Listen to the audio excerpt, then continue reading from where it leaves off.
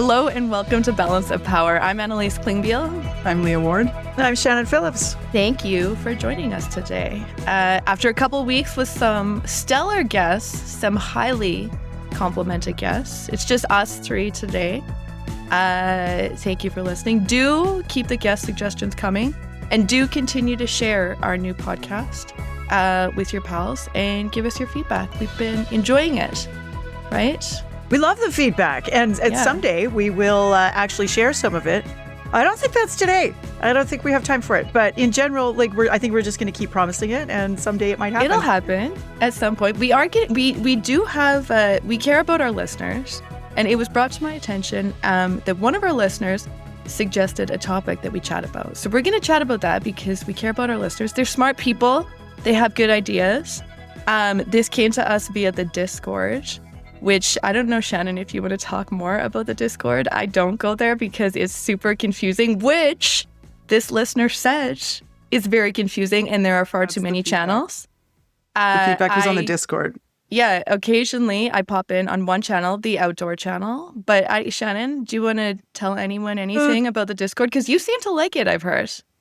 I've heard you're on there. I'm in there. Because I care about the listeners. You do. Such a kind person. Yeah, everybody says that. What the Discord is it's basically like a chat room. I think the platform itself evolved out of gaming culture. And it is a way for strategist listeners to talk about all and sundry. And believe me, every topic under the sun, there's a little channel for. But in the Balance Power channel or in Stakeholder Meeting, which is another one of the channels where people give feedback that the strategist guys don't give a shit about, there were some people who were, sort of suggesting topics for us and have given us feedback on this show. And we're actually, going to pay attention to it. So if you're a Patreon subscriber to the strategist, you get access to the Discord. That's part of the great bargain of items that you are purchasing. And that's a way for people to stay in touch. I don't know how many people, in fact, I actually subscribe to the Discord when they are subscribing to the show, but it is one of the things that you get. Corey's in there quite often. I'm not going to say his whole name because we don't have, we're not conjuring an NDP politician. But there's a guy named Corey who's in it. Corey's wife, more importantly. Corey's wife is in there, and she is hilarious. And Mayor Farkas is there, very active. He's in the Calgary channel, yeah. And Shannon Phillips. You get great people with real political experience when you hop on the Discord. So the question that we have been asked, I'm going to quote it, okay? And there's some different angles to it. Quote. This was after they said there's too many channels. Agree. Quote, I'd love someone to unpack Farkas's, I am so thrilled to be inspected by the UCP response, and the province has been so collaborative when he found out about it through a scooped Rick Bell article. Also, the strategy of a columnist announcing something like an inspection and not the province. What is the advantage to that? So I'll just give like a little kind of brief thing for people who have no idea what this is about. In terms of the Farkas angle, Mayor Farkas is there. You can ask him on the Discord what he thinks. He may or may not answer you. For the low price of $6 a month. Exactly. Just paying for access. For paying for access? Is this allowed, Shannon? to current and former politicians. You could probably send him an email as well, and he'd probably answer. Reddit, also very active. Yep. Very active on Reddit. Okay, so basically Danielle Smith's government is launching an inspection into Calgary's recent water pipe issues. This was announced to journalists at a government news conference on Friday, March 13th. Rick Bell had the scoop early, as he often does. So in his March 12th column, I haven't practiced my Rick Bell voice in a while, so I might not do it. This is the beginning of his column. Hang on to your hats. This is big news. Big. Serious. No fooling around. No stone left unturned stuff. Post media has learned.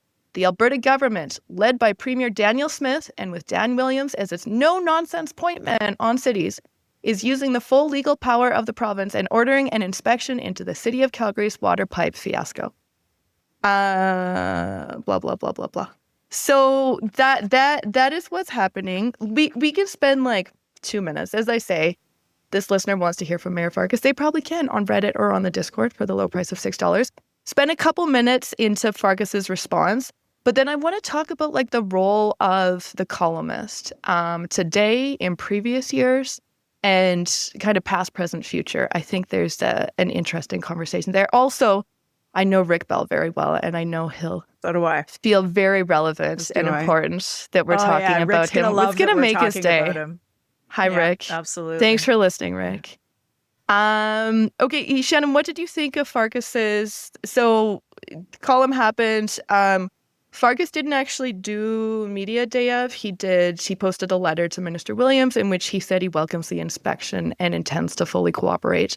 Do you have any take on Farkas' response? Yeah, there's nothing much more he can do now, is there? It's not like you can say, no, I would like you to not look into the thing that I would like you to not have full information. That would be an odd response indeed. So, certainly when you are cooperating with something, you have at least some control over how the final, report on it comes out. It's obvious to me that the UCP is trying to do this in order to tie Nenshi up in some kind Shannon, of they say politics. they're not. Shannon. Oh, they were asked about that. Yeah. And they were never going to run a deficit either. It's not political, Shannon. This has nothing to do with the fact that Nenshi used to be mayor. This is full just truth, nothing due but the diligence, truth, Shannon. is what Don't I you heard. know?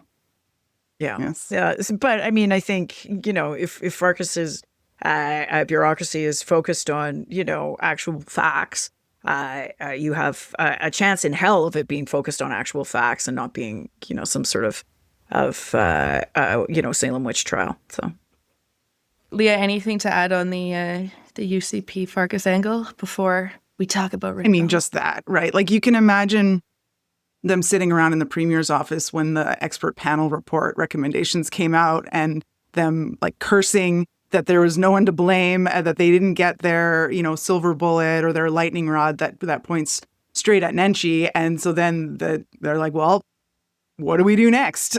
And so this is very obviously an attempt to get what they wanted out of the original process that they weren't able to. It's pretty transparent, I think. Is there a comparison that you two can think of in terms of like a former popular, especially beginning of the term, like a former popular mayor who then moves to a higher level, like provincial or federal? Like, is there Ralph Klein? Yeah, that's the obvious one. But then he became premier. First he was environment minister, but yeah. Yeah. It's interesting, like how it's someone who cares a lot about the pothole politics and pays a lot of attention to the municipal.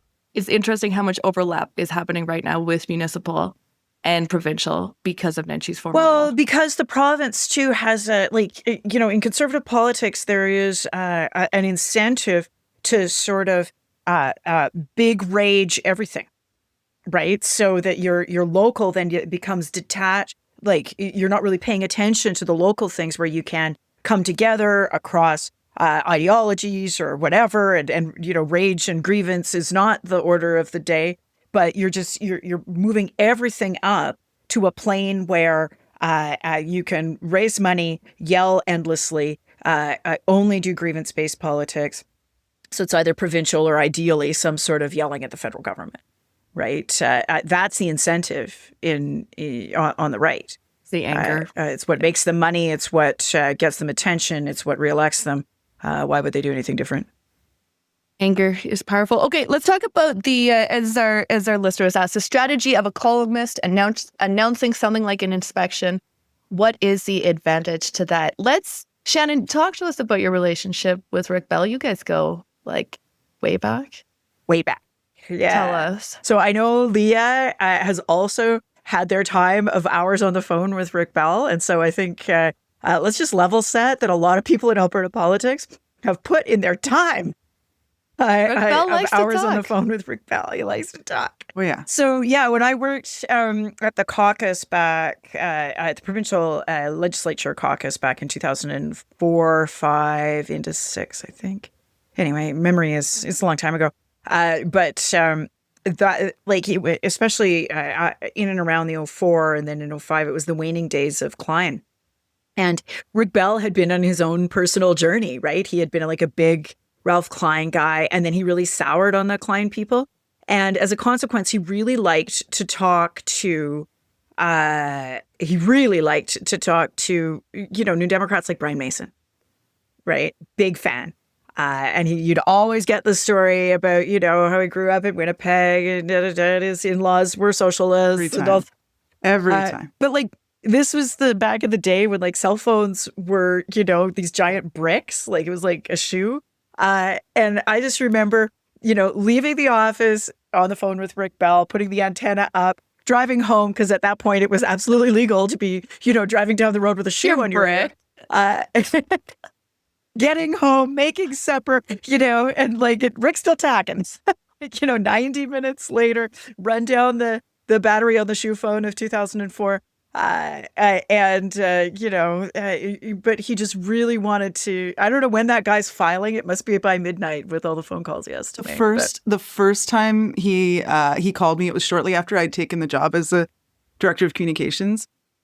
And he was looking to sort of rebuild a bit of a relationship that had fractured while we were in government, and had heard that I was maybe reasonable, which is sometimes true, sometimes not. But in any case, he got his hands on my my phone number. He called me right as I was leaving. Like I was just getting on the highway on the 2, leaving Calgary. And I was saying goodbye in my parking lot, or in my driveway later in Edmonton, trying to get off the phone so I could go inside after the drive. We talked the entire way, the entire drive. I love it though, because like it was a simpler time when people talked on the phone, and that's how a lot of journalism worked. And you have like nowadays, no offense to young journalists, but a lot of them who are scared to pick up the phone, right? And it's like Bell has a lot of sources, he has a lot of relationships, and that comes from just talking to people and doing it for years in Alberta. The same goes true on the politician side. Like he was always fair to me, right? Always. Like whenever I had, even on the environment stuff, right? When he was like super hopped up on Kenny, he would still give me a fair shake, right? Like he'd give me like one decent column and then there'd be like 4 shitty ones, whatever. It doesn't matter. Sure, but it does matter that you're talking to him. Yeah. In opposition, he was really good to us in that 19 to 23 period, particularly when he kind of soured on Kenny. Like, as he goes through these moments. It was my 2-hour phone call. Yeah. But like car insurance, these kinds of like, crunchy Calgary Sun issues, he was down to write about them. Well, so Annalise, you said something interesting before, that he had soured on the Klein government. So this is the thing, right? Like as much as, and in this case, you can see him carrying water for the UCP, right? Like he's willing to preempt their announcement. The reason that governments will leak something like this to a columnist beforehand is because they don't have to bear the scrutiny of a press conference and a gallery questions, right? They get to give information entirely in their frame. A scoop is valuable, so typically it gets published with very little scrutiny, and often they're given under embargoes, so they would like publish sort of on the same day as the news comes out, which means that the reporter or columnist agrees not to go out talking to people about it, right? So it does like kind of limit the way that they can tell the story, and there's a lot of advantages control your to that. frame, yeah.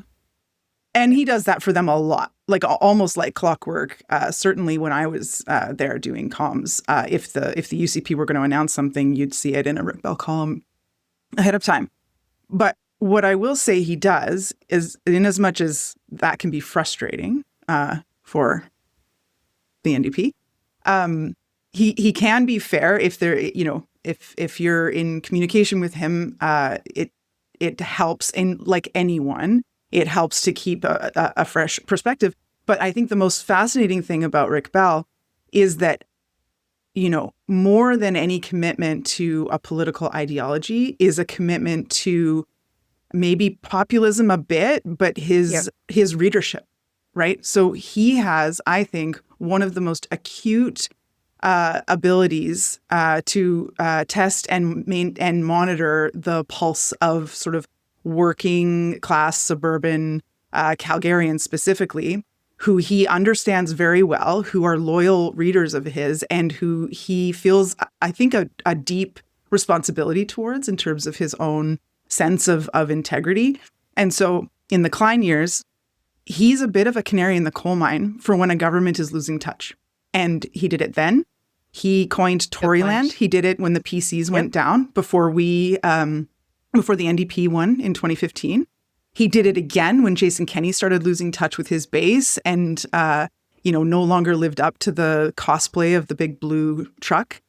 It was Rick Bell who started calling those shifts out before anybody else. And that's because he's in tune with his readership and is responsive to what they're saying back to him. So that's something I find incredibly interesting about him as a political opinion setter and columnist in the Alberta context specifically. There was a time, and I think this has changed, and we can get into this, but like Bell could walk into a McDonald's in certain areas of Calgary and like people would stand up and give him a hug and they knew who he was and they saw his face every day. And he was like, he comes from an era where like in certain rooms, people knew who he was. I have as I say, I know him very well. We were like, when the papers merged, we worked alongside each other at City Hall. I've spent a lot of time with Rick, but I have a journalist I know who had moved to Calgary, had no idea who Rick Bell was. And there was a fire it was some like important building and it was like a Sunday or something. And Bell happened to like be at the fire scene. So this journalist who was new to Calgary started interviewing him thinking that like this is someone who escaped the fire and I'm going to interview Bell. But Bell comes from an era when like everyone knew who he was. So he's like, perfect, someone wants to talk to me. I'm important. And it's so funny. We laugh about it. But he ran for mayor in Calgary kind of as like and I forget what year this is, I could look it up, but like kind of as a joke, but also just like look how many people know who I am. And it was such a different time for columnists. And I think he's lived through this, like when he had people knew who he was. And then as media has fractured, that they don't as much anymore. And perhaps he's not as relevant as he once was. I remember when I was at City Hall having him on, we did a municipal podcast, having him on one time. And he was like, tell me more about podcasting, mate, because he's like a very entertaining storyteller. Like maybe this is what I should do next. Like maybe I need a podcast. I'm like, yeah, I think you do. But yeah, it's like interesting how relevant he still is, and you see it in how much Danielle Smith's government uses him for scoops and for stories and to get information out. Still very relevant, but also not at all what he was like 20 years ago in Calgary. But also Danielle comes out of that Calgary media ecosystem as well. Mm-hmm. And so she both understands that historic importance that you understand, Annalise, that I have understood for a long time, Leah too. But Danielle also understands the importance of just giving people time, and particularly people like Rick Bell. If you give him if you just talk normal and make your case, he will give you a fair shake. And that's what Brian did, and certainly there were a few others of us who did that, and we always got a fair shake out of him. But it's true, and this was the pitch he made to me when he called for that long drive. Was he was looking to rebuild relationships with the NDP, and I'm not criticizing anyone who would have decided not to talk to him before. I know there were good reasons for that based on interactions that went down. So like I have no critique there. But I will say one of the things I focused on, and I think it was the right call, was to talk to him. So, he made this pitch to me. I agreed. I disagree with his political take on things. I disagree with some of the choices he makes editorially in terms of the story he tells and the help that provides the Conservative government. He certainly doesn't do that kind of thing for us in as much as we would get, a fair shake is enough to ask. But my point is, he's a Conservative columnist and he carries water for them. He does. Yeah. And also, he has had maybe, I don't know to what extent that it is dwindling, but an important readership and an audience that we do want to talk to. And so that was ultimately my decision, was to reopen those lines of communication. I think it served us well. I also made the decision to have conversations with Danielle Smith, who ran a radio show at the time. Beginning. Yeah. At the beginning, I did. Radio show, Danielle Smith. Yes. Yeah. It got a little morally questionable towards the end, but for the most part, I am very pro and always advocate for talking to everyone. Yeah, I had a real problem with so I went on Danielle Smith's show the whole time we were in government. Because I always took the view, same as Jespo, like when Jesperson was doing 6:30 Chad, like he would have the call in and he was like, "You're not going to do call in, are you?" And I'm like, "Put them on the line. I don't give a shit. I'm on the radio." Like, if they start yelling at me, you can mute them and I'll just say what I want in response and somebody can get some stuff off their chest. And I can actually practice communicating like a normie on whatever the issue of the day is and put it in AM. Because if you can't put whatever you're doing into AM radio, talk radio points, then, get off the stage, go do something else with your time. But Danielle, I went on her show, but then after about 2018, she wrote a couple of columns on refugees that were really, to my mind, over the line. And she had a couple guests on that topic where I was just like, I can't anymore. Like and some of my colleagues did, and I actually think that's fine. Like we all have different lines, and it's up to each and every one of us. And I still think it's a good thing to go on it. I couldn't, right? Because I knew that if we went into some of that territory, I wouldn't have been able to hold it back, right? And so you don't want to do things that obviously you're not going to focus on the message and focus on the task, because it just made my blood boil. Yeah, that's always the calculation, right? Like it's not a straight shot. I'm not saying I'm right to lean that way. You have to make that call based on, you're right. Like this is why you have a team too. Yeah. Leah, did you budget into your week or your day those hours of conversations? Like I'm genuinely curious about that, because it's not like and as I'm like the biggest, as a comms person, biggest advocate, pick up the phone and have conversations. But in other cases, those conversations are 5 minutes, 15 minutes. Like, did you budget in, this is my talk to Rick Bell time? Yes, is the short answer. Yeah. Yeah. And they weren't, it wasn't a waste of time, right? Like they were substantial conversations and they were valuable. And in fairness, I budgeted time for more people than just Rick Bell in order to have more long form conversations. But he is particularly difficult to get off the phone. So yeah, it would usually have to be towards the end of the day. I thought this was quite funny. When I was trying to find the Bell column that this listener was referencing, I just put Rick Bell in Google. And the first thing that showed up was a Calgary Sun letter to the editor from March 12th. "Don't go, Rick." And then it says, "Bell's a favorite. I have read and enjoyed the conservative Calgary Sun since its inception. I have always greatly appreciated the excellent articles over the years by Rick Bell. I was shocked that he is leaving the Sun and moving to the U.S. I do not have any problems with the U.S. My main problem is that there will no longer be articles by Mr. Bell in the Sun. I, of course, will keep up my subscription to the Sun. I love the newspaper. Mr. Bell will certainly be missed, I believe, by all Sun readers. To Mr. Bell, I say best wishes, all in your future endeavors." And then you know how the Sun has like responses to letters to the editor. The responses. "You can still catch Rick in our pages. He'll be heading to Chicago to catch a ball game at Wrigley Field, but he'll be back." So he's just going on vacation.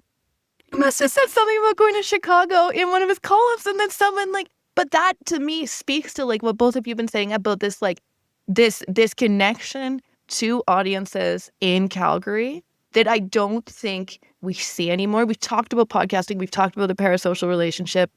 I have my theories about Corey, whose last name he will not say. But like, can't say Bell, we can't say it. We the don't parliamentary secretary, the honorable member, my MP, Corey. But like Bell has this connection. Like, tell me someone else in like today's modern media environment who would mention they're going on vacation and someone who's read them for 30 years freaks out that they're like done and moving away, right? Like it doesn't. I don't think it exists. And what I'm curious is your take on in the coming years, when like a Rick Bell, there's other examples in mainstream media in Calgary who've been there for years. Don Braid comes to mind. But like when these people retire, when they don't have a job anymore, what happens to this? Like, I would say Bell has played a very big role in shaping politics in Alberta for decades. I would say the same about Don Braid. When those positions no longer exist, how do you think that changes everything? How the public gets information, how political parties operate, like, but how? And I guess maybe the answer is like, oh, it doesn't change because they'll replace them. I personally don't think those positions will be replaced. And we talked in a recent episode, we talked about Max Fawcett's column. But to your point, Shannon, no disrespect to Max, there's less people reading Max than there are reading Rick Bell in the Calgary Sun. Like, how does it change the discourse whether you love him or hate him when Rick Bell is no longer at the Calgary Sun? Well, first of all, I think I'd like you to go back and reread the beginning part of his column, because there's this like a beat poetry rhythm to how he writes that is entirely unique. I don't think there's anyone who publishes columns like poetry, right? Does that exist Like anywhere? E. Cummings meets beat poetry, kind of. Yeah. It's so funny because people look, and again, I know Rick very well, and I think and him and I joke about this. He's like the original hipster. He's like a paradox, but people look at it and they're like, this man is like, people often on the left look at it and they're like, this man is so stupid. He can't write a long sentence. Look how short his sentences are. I'm like, talk to him about like his upbringing and where he went to school and how much like the education influences his like he's such right. That's Go a ahead, mistake Leah. to underestimate. It's incredibly thoughtful. And he'll make references to classical literature when you're on the phone with him for 2 hours. Like, he is not cultured or educated or thoughtful about how he writes. It is very funny, though. Not funny, like it is so unique. And I often get like a kick out of reading it because there's nothing like that anywhere. And I feel like I want like, I don't know, someone playing a beat in the background or something. These It short should be a podcast. adjectiveless sentences. Spoken word poetry.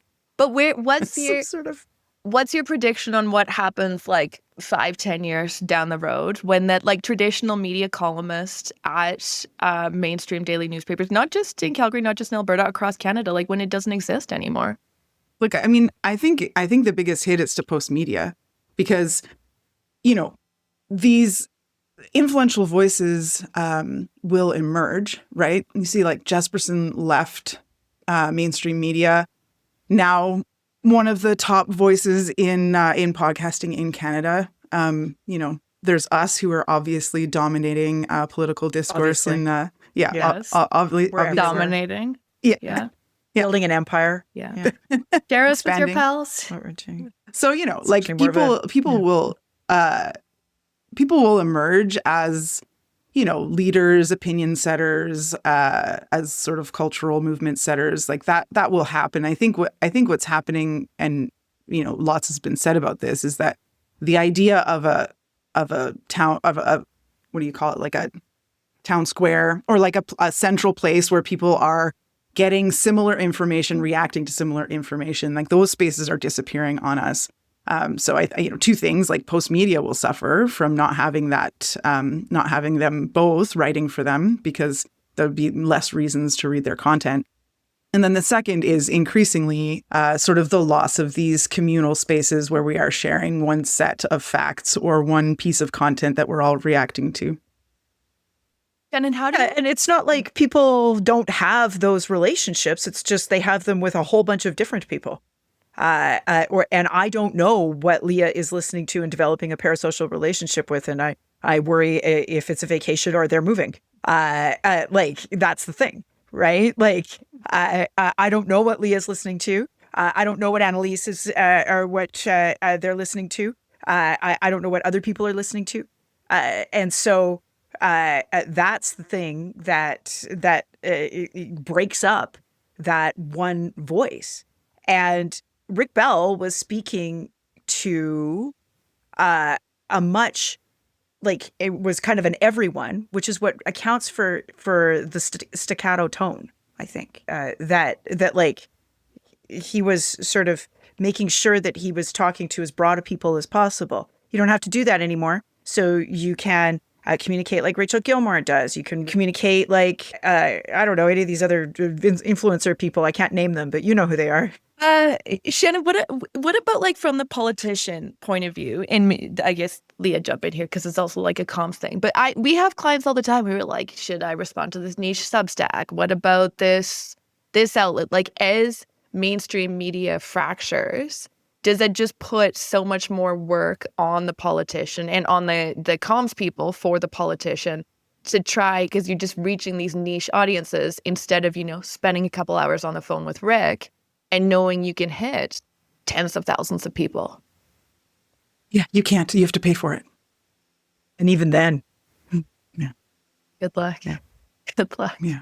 Okay, any last Rick Bell words or any more answers for our listener? Well, you have control over the story when you leak it out to one source, and then others can follow it, and you are getting your side of the story out, and you don't actually allow the mayor's office then to think beyond what they're going to do in response.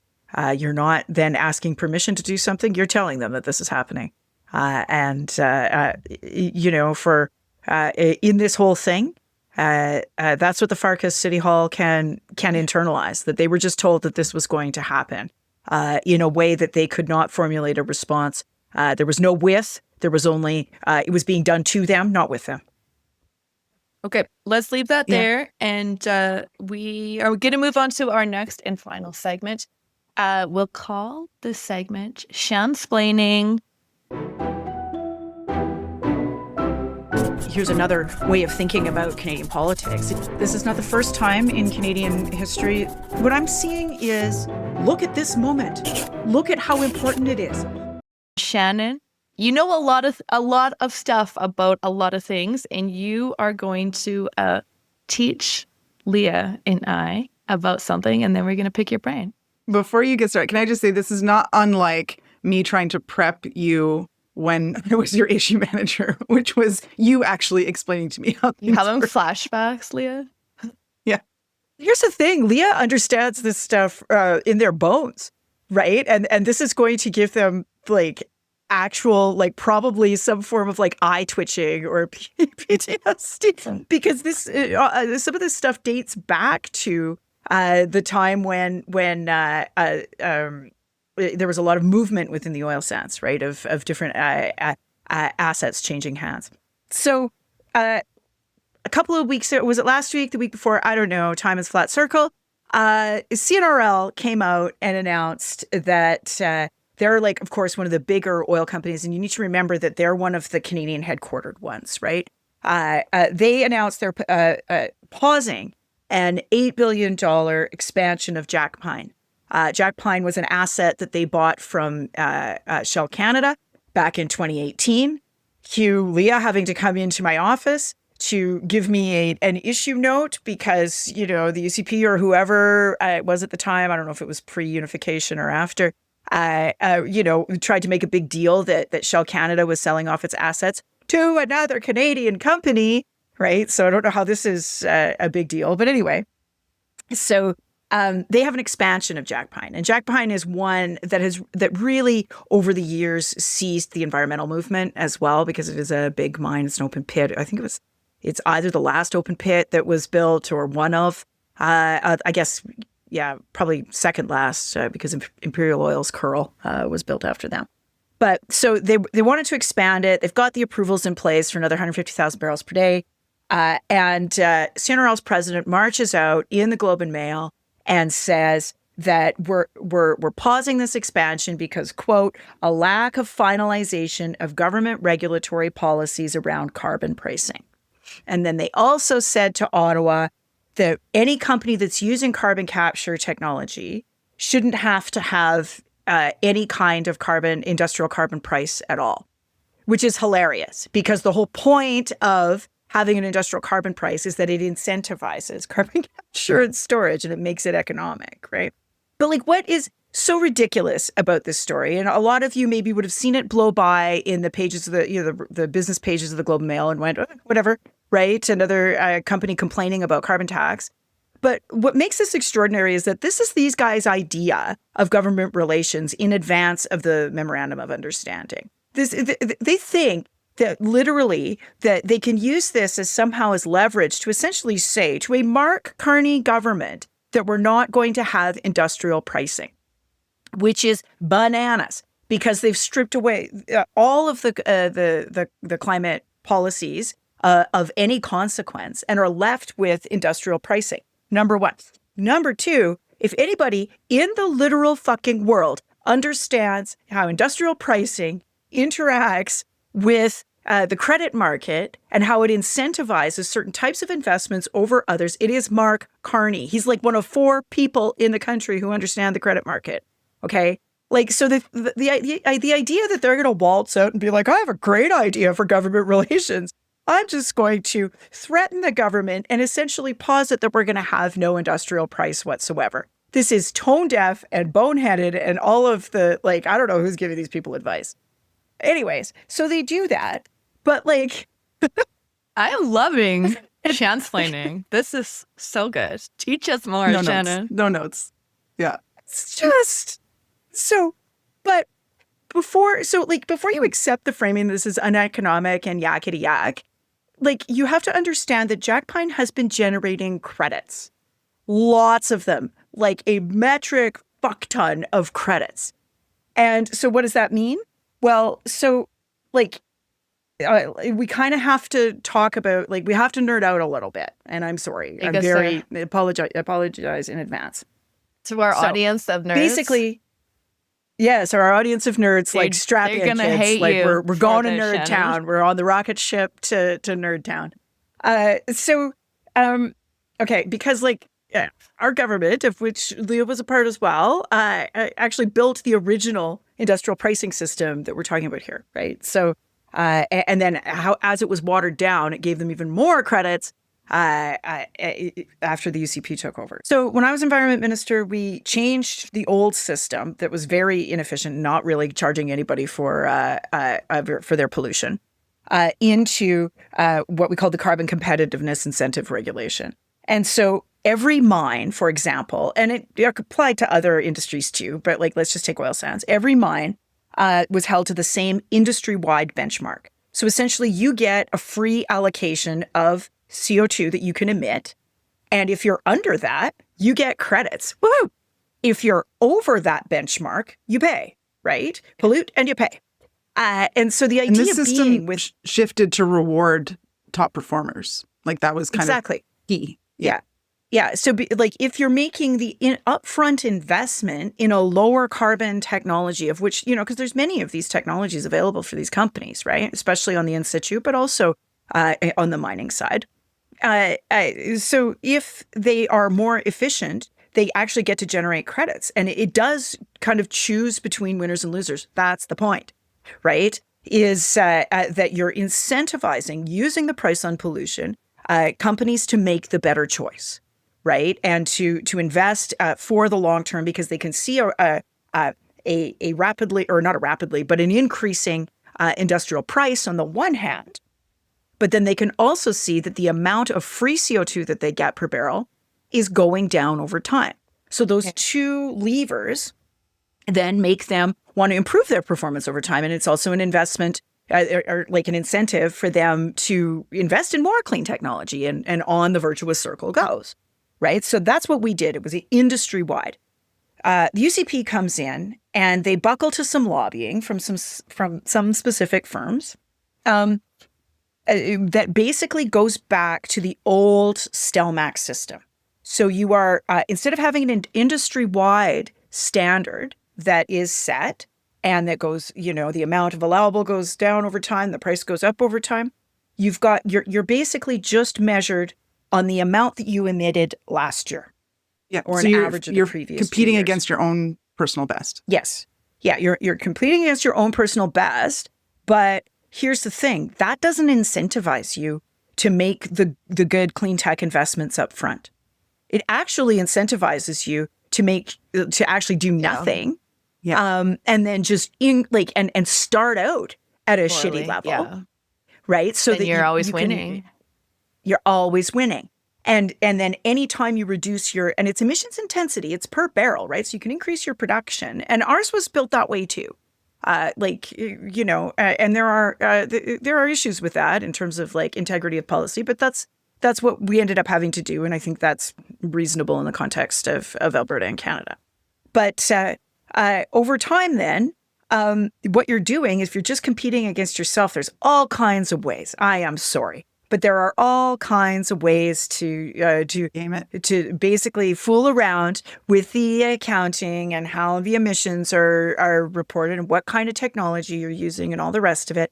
And this is the case with CNRL. Like, yes, they do have a reasonably efficient operation to start with, and it's also integrated into the Scotford upgrader and the Quest CCUS, the first Shell investments in carbon capture that were made like way back in the day, right? But what it does is it just like that change in the oil sands alone flooded the credit market, right? So now and this is where we come together with the MOU with Alberta, between Canada and Alberta. So you'll notice that the headline price that was agreed to was $170 per ton by 2030-ish. But the effective price is bouncing around. I didn't check it today, but like it has gone as low as $17 per ton on because the credit market is flooded from these changes that Kenny originally made. And then Rebecca Schultz made some other changes before she went out the door too, to again flood the credit market. Again, kind of technical, not going to get into it. So your effective carbon price then, let's say right now it's $40 a ton. Well, that ain't 130, it ain't 170. And you need about 120 to incentivize carbon capture and storage. So the fact that these people are walking out into the media and saying, I would like to have no carbon price, right? Like not even the $40 per ton, which is like they're paying like 9 cents a barrel right now. Like, come on. And that even if we have an effective price of about $130 per barrel, even that, the Canadian Climate Institute has essentially said, that's going to be 50 cents, right? So a timbit, they're calling it a timbit a barrel, right? So like that's where we're at for a company with net earnings last year of $10.8 billion. But it's where it's all kind of converging, right? And we are going to see conflict, I think, around this between Canada and Alberta, because I don't think Alberta actually understood that they were not agreeing to headline price, they were agreeing to effective price. And for climate activists, if they only see headline price coming out of Carney, if that's what he lays down and dies on, you can take two things from that. He's really not, he understands exactly what he's doing. Like if you feel bamboozled by the credit market, most people do, but I'll tell you who doesn't, and his name is Mark Carney. He understands these financial instruments like in his bones, and so does his chief of staff. So if we don't get that effective price, and that's the word that we need to watch for, of $130 a ton, then we'll know that these guys holding a gun to their head saying, I would like to have no carbon price whatsoever. In other words, an entire free-for-all on climate. That we know that is the decision that's been made. And with it then goes the promise of carbon capture and storage, because there's no economic incentive. Which is already a tenuous proposition. And it ain't happening at $40 a ton. I'll tell you that right now. So it's just not happening. That effective price is like the key thing that you're looking for. That's the effect. Yeah. That is the thing. Clock's ticking, right? April 1st. There's a reason why CNRL put this out now, because they think that they're kind of doing their bargaining in public, which is also banana pants. I feel like this is so amateur hour. It is very much taking a Nerf gun to the OK Corral. Like it's very like I'm going to get my way by threatening them in public, which I don't think is the way that Mark Carney does things. Maybe I'm not. From what I see so far, it isn't. But what's your take on like the why? Like to your point, they can afford really expensive GR advice, help, consultants. Like why is this the approach? It's worked so far. I mean, it looks to me like a move among many, including from Danielle Smith, to start chipping away at the MOU. And so I have to wonder if this is just another drop in that bucket, right? Like, it is not helping her politically to have made peace with Ottawa. And so something needs to go wrong with this MOU. There also, I mean, there is a self-imposed time deadline that's coming up that I don't know 2 how weeks, she gets right? through. April 1st. Yeah, what are we? Yeah, couple weeks. St. Patty's Day. I think we shouldn't put it all happening. on one company, though. Like, it is an industry-wide thing that they think that there shouldn't be any industrial pricing. And the strategy is to wait out industrial pricing, right? They waited us out. They waited Trudeau out. And Pierre Poilievre has said there isn't going to be any. And so, like, it's to capitalize on this moment, I think, where there's no push from the United States, leaving the EU and others aside, right? There's no real climate discourse in the zeitgeist. And to essentially say, like, we shouldn't have to pay a carbon price if we're doing carbon capture and storage. Well, it doesn't make any sense. But it is laying I think the markers out there of what the negotiating position now is. And you have to remember that, this is a group of people that agreed to the CCIR at the time. Yeah, because to your point, it was a very different global context, right? They were, the CCIR took into account carbon leakage and competitiveness issues. There was a U.S. context that was relevant to their world. Investors weren't interested in putting their money here without seeing, credible climate mitigation strategies. Like, there was an entire ecosystem that they were operating in that has evaporated. Shannon, that was a great Shansplain. We'll pick this segment up again if any of our dear listeners have things that they would like to be Shansplained. Let us know. I think we should say class is dismissed, and we should end our episode here.